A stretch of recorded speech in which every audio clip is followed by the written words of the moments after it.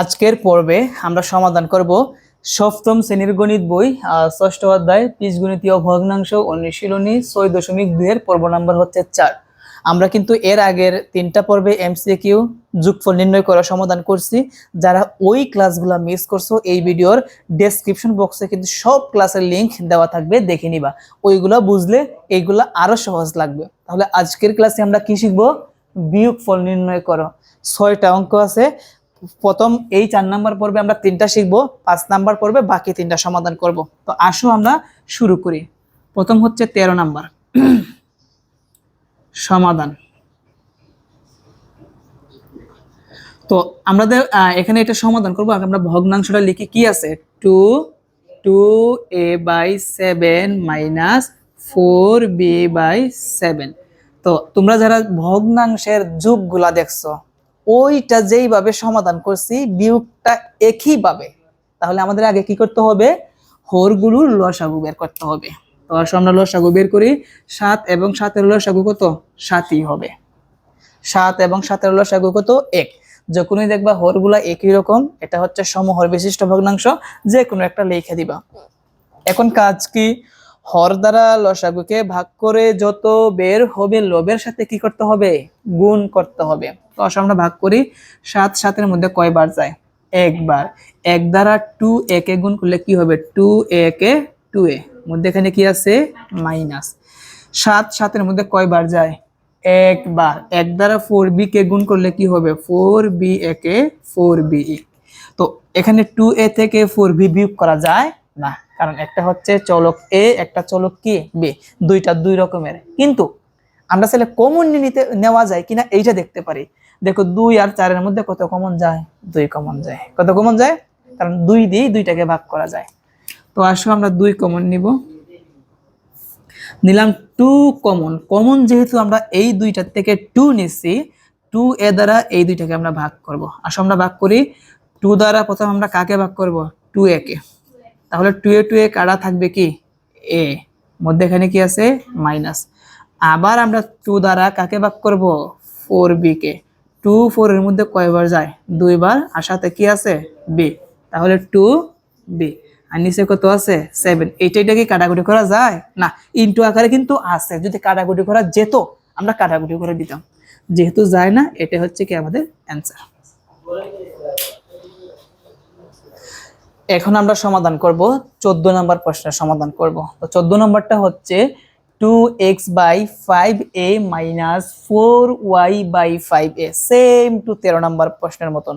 তো দেখো আমরা হরগুলোর লসাগু আগে আমাদের নিতে হবে, তাই না? তো এখানে আমাদের হরগুলা কি আছে? 5a আর কি আছে? 5a। তো 5a 5a দুইটা একই রকম, তাহলে 5a লসাগু হবে।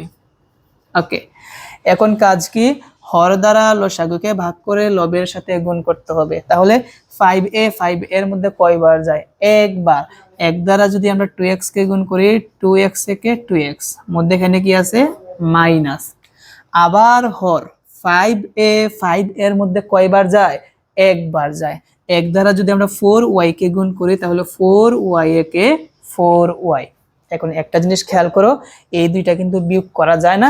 দুইটা দুই রকমের চলক। আমরা চাইলে কমন কি যায় কিনা আমরা এইটা দেখতে পারি, কিন্তু কমন যায়। 2 এবং 4-এর মধ্যে 2 কমন যায়। এখন এই 2 দ্বারা আমরা এই দুইটাকে ভাগ করব। 2 2 এ কাটা থাকবে হচ্ছে x, লিখলাম মাইনাস 2 4-এর মধ্যে 2 বার যায়, সাথে আছে y, তাহলে কি হবে? 2y। আর নিচে কি আছে? 5a। কাটাকুটি করা যায় না, আমাদের এটাই হচ্ছে কি নির্ণয় অ্যান্সার।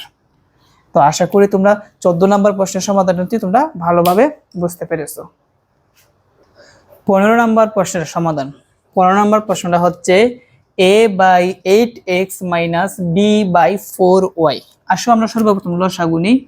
দেখো আমরা সর্বপ্রথম 8x এবং 4y থেকে আমরা সাংখ্যিক সহগ অর্থাৎ 8 এবং 4 এর লসাগু নিব। আমরা আলাদা একটু রাফ করি। 8 এর নামতা পড়বো, 4 এর নামতা পড়বো, দেখবো উপরে নিচে কোনটা কোনটা মিলে। 8 একে 8, 8 দুগুণে 16, 4 একে 4, 4 দুগুণে 8। তাহলে আমাদের উপরে নিচে কত কত মিলল? 8। সেই জন্য আমাদের লসাগু হচ্ছে 8। x এবং y দুইটা লসাগু হচ্ছে xy। তাহলে আমাদের লসাগু কি হলো? 8xy। এখন হর দ্বারা লসাগুকে ভাগ করব। তো হর হচ্ছে 8x আর লসাগু হচ্ছে 8xy। তাহলে 8x কাটা থাকবে হচ্ছে y, y আবার এর সাথে গুণ হবে।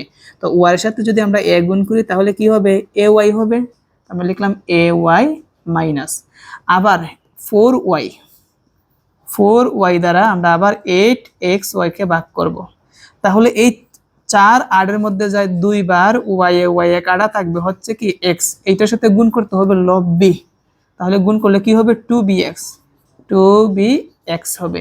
তাহলে আমরা লিখলাম 2bx লিখলাম। এখন কাজ কি, বিয়োগ করা যায় কিনা আমরা দেখবো। দেখো এই দুইটার থেকে বিয়োগ করা যায় না, দুইটা দুই রকমের চলক এবং কমনও যায় না। কোনো কিছু কি মিল আছে, মিল নাই। যেহেতু কোনো কিছু কমনও যায় না তাহলে আমাদের এটাই হচ্ছে কি নির্ণয় অ্যান্সার। প্রিয় শিক্ষার্থীরা, আশা করি আজকের এই ক্লাসের মাধ্যমে তোমরা সপ্তম শ্রেণীর গণিত বইয়ের এই ভগ্নাংশের বিয়োগগুলো তোমরা ভালোভাবে বুঝতে পেরেছো। আমরা পরবর্তী পর্বে বাকি যে 3টা আছে এই 3টা সমাধান করব। সবাই ভালো থেকো। আসসালামু আলাইকুম।